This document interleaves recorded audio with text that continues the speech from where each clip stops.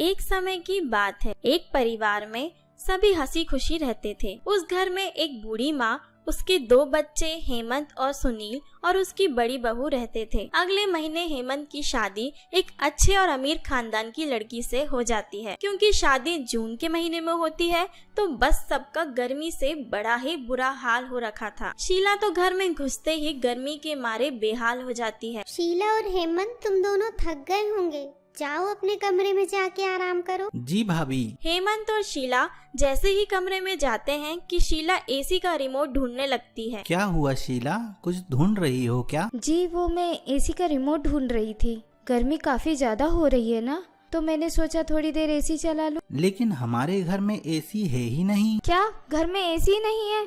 इतनी गर्मी में एसी नहीं है तो आप लोग सो कैसे जाते हो? मैं तो नहीं सो सकती एसी के बिना। अरे देखो ना, हर कमरे में कितनी बड़ी खिड़की हैं। सामने पार्क होने की वजह से कितनी ठंडी ठंडी हवा आती है। देखो अभी मैं खिड़की खोल देता हूँ, फिर देखना कितनी बढ़िया हवा आएगी। पर मैं एसी के बिना सो नहीं सकती। शीला उस रात इधर से उधर करवट लेती रहती है और बार बार उठकर खड़ी हो जाती है। थोड़ी देर बाद वो हेमंत पे गुस्सा होने लगती है। हेमंत को समझ में आ जाता है कि अब तो उसे एसी लगवाना ही पड़ेगा। वो अगले ही दिन अपने भाई सुनील को एसी के लिए बोलता है। पर हेमंत, हमारे घर में एसी की क्या जरूरत है? भैया मुझे तो कोई जरूरत नहीं है, पर वो शीला है ना, पूरी रात सो नहीं पाती। अच्छा ठीक है, हम एक एसी ले ही लेते हैं।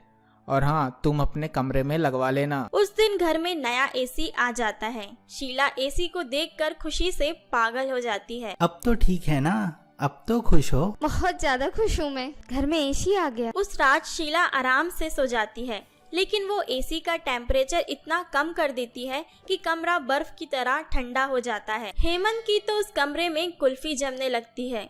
वो एसी का रिमोट लेता है और एसी बंद कर देता है। एसी बंद करते ही शीला की आंख खुल जाती है। अरे कमरे में इतनी गर्मी कैसे हो रही है? वो एसी की तरफ देखती है तो एसी तो बंद पड़ा था। रिमोट लेकर वो एसी चालू करके सो जाती है। अब हेमंत की आंख ठंड की वजह से खुल जाती है और वो फिर से एसी बंद करके सो जाता है। एसी बंद होते ही अब शीला की आंख खुल जाती है। वो फिर चालू करके सो जाती है। 4-5 बार ऐसे ही चलता रहता है। फिर शीला गुस्से से लाल हो जाती है। बार बार एसी कैसे बंद हो रहा है? इतना बेकार कौन सी कंपनी का एसी ले आया? अरे शीला, ये तो अच्छी कंपनी का एसी है। वो मुझे ठंड लग रही थी तो मैंने एसी बंद कर दिया था। हे भगवान, एसी ठंडा करने के लिए होता है। अब आपके ठंडक के चक्कर में मैं गर्मी में मर जाऊं।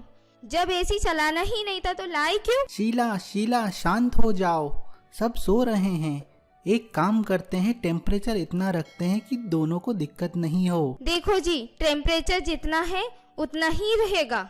मुझे इसी में नींद आती है। शीला एसी का रिमोट अपने तकिए के नीचे रखकर सो जाती है। हेमंत पूरी रात ठंड में ठिठुरता रहता है। ठंड की वजह से उसे नींद भी नहीं आती और सुबह हो जाती है। हेमंत की आंखों में नींद भरी होती है। सुबह सुबह जब उसे तैयार होता देखते हैं तो उससे पूछते हैं, क्या हुआ, आप इतनी जल्दी कैसे उठ गए? नहीं भाभी, कुछ नहीं हुआ। हेमंत किसी को कुछ नहीं बताता। हेमंत के साथ हर दिन ऐसे ही होने लगता है। वो रात को ठंड की वजह से सो नहीं पाता। एक दिन तो हेमंत की तबीयत भी खराब हो जाती है तो वो शीला से कहता है, देखो शीला, एसी बंद कर दो प्लीज, मुझे मेरी तबीयत ठीक नहीं लग रही। देखो प्लीज, 2 कंबल लेके सो जाओ, आपको ठंड नहीं लगेगी। चलो अब आराम से सो जाओ। इतना कहकर शीला तो सो जाती है, पर हेमंत को छींक पे छींक आना शुरू हो जाती है। हेमंत इतना परेशान हो जाता है कि वो बाहर जाकर सो जाता है। थोड़ी देर बाद बड़ी बहू पानी पीने आती है। तभी उसकी नजर हेमंत पर पड़ती है। अरे ये हेमंत भैया यहाँ क्यों सो रहे हैं? इनके आपस में कोई लड़ाई हो गई है क्या? मुझे पूछना तो नहीं चाहिए, अच्छा नहीं लगता। यही सोचकर बड़ी बहू वहाँ से चली जाती है। ऐसे ही चलता रहता है। फिर एक दिन शीला की माँ उससे मिलने आती है। अरे माँ, आप यहाँ कैसे? शीला अपनी माँ को देखकर चौंक जाती है। अरे तो क्या मैं तुझसे मिलने नहीं आ सकती? नहीं माँ, मैं तो बस आपको ऐसे अचानक देखकर हैरान हो गई। आपने मुझे बताया भी नहीं कि आप ऐसे अचानक आ गई। अरे मुझे अब अंदर तो आने दे, या यही सब सवाल जवाब कर लेगी? हाँ माँ, आओ ना अंदर आओ, मैं आपके लिए पानी लेकर आती हूँ। शीला की माँ शीला की सास के साथ ड्राइंग रूम में बैठ जाती है। तभी वहाँ बड़ी बहू भी आ जाती है और वो वहाँ सब बातें करने लगते हैं। और समधन जी कैसे हो? मेरी बेटी घर का काम काज सही से तो कर लेती है ना? हाँ बहन जी, और बाकी अभी उसे आए दिन भी कितने हुए हैं, थोड़ा वक्त तो लगता ही है नए घर में ढलने में। ये तो आपका बड़प्पन है समधन जी। बाकी इससे कोई भी गलती हो तो मेरी तरफ से बिल्कुल छूट है, आप इसे डांट सकती हो। क्या माँ, आप थक गई होंगी ना? चलो अंदर मेरे कमरे में चलो। अरे मैं जब यहाँ बैठी हूँ तो करने दे मुझे तेरी सास से बात। रात को चल दूंगी तेरे कमरे में, अब आराम से बात करेंगे। रात को मतलब आप आज यहीं रुकने वाली हो क्या? अरे तू ऐसी शक्ल क्यों बना रही है जैसे तुझे खुशी नहीं मेरे रुकने पर? अब इतनी दूर से आई हूँ तो क्या ऐसे ही चली जाऊंगी बिना दामाद जी से मिले? 2-4 दिन रुक के ही जाऊंगी। जी बहन जी, ये बिल्कुल सही है, आप रुक कर ही जाना। शीला की शक्ल पर 12 बज जाते हैं क्योंकि शीला की माँ बहुत ही सख्त होती है। शाम को हेमंत भी ऑफिस से आ जाता है।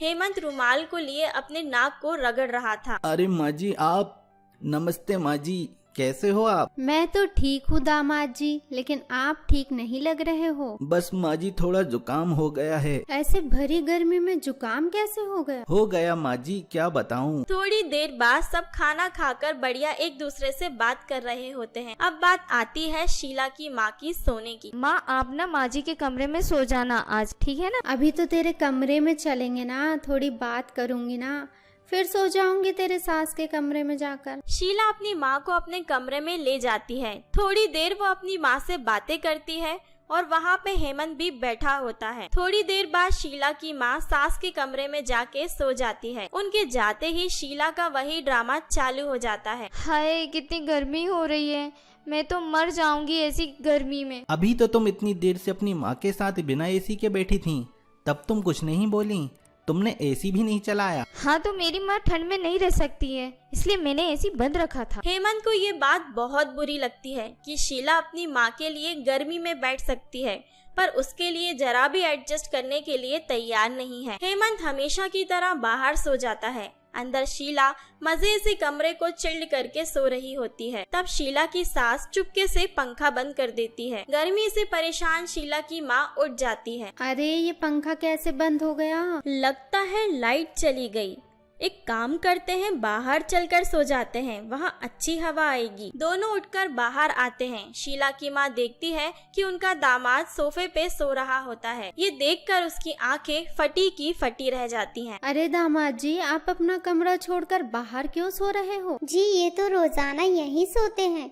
शीला का कमरा इतना ठंडा होता है कि वहाँ सोना तो दूर कोई बैठ भी नहीं सकता। शीला की माँ तुरंत उसके कमरे में जाती है। सबसे पहले तो ठंड से कांप उठती है। हे भगवान, इतना ठंडा कमरा। शीला, ए शीला, ए शीला उठ। अरे ये मैं क्या देख रही हूँ, क्या हो गया? दामाद जी कहाँ हैं? वो यहीं कहीं होंगे, शायद बाथरूम में होंगे। माँ बताऊँ मैं तुझे? तुझे सब पता है वो कहाँ है। माँ माँ। क्या मामा लगा रखा है? तुझे जरा भी शर्म नहीं आती? इतना अच्छा ससुराल मिला, इतना अच्छा पति मिला है और तू उस पति को बाहर सुला रही है। अरे माँ जी आप शीला को मत डांटो, उसे बचपन से ही एसी में सोने की आदत है, इसीलिए वो रात को सो नहीं पाती। कौन से एसी की आदत है? हमारे घर में तो आज तक एसी नहीं लगा। मुझे तुझसे ये उम्मीद नहीं थी बेटा। अब ऐसा करते हैं, कल तू मेरे साथ घर चलना, थोड़े दिन वहाँ की गर्मी में रह लेगी तो तेरी अकल ठिकाने आ जाएगी।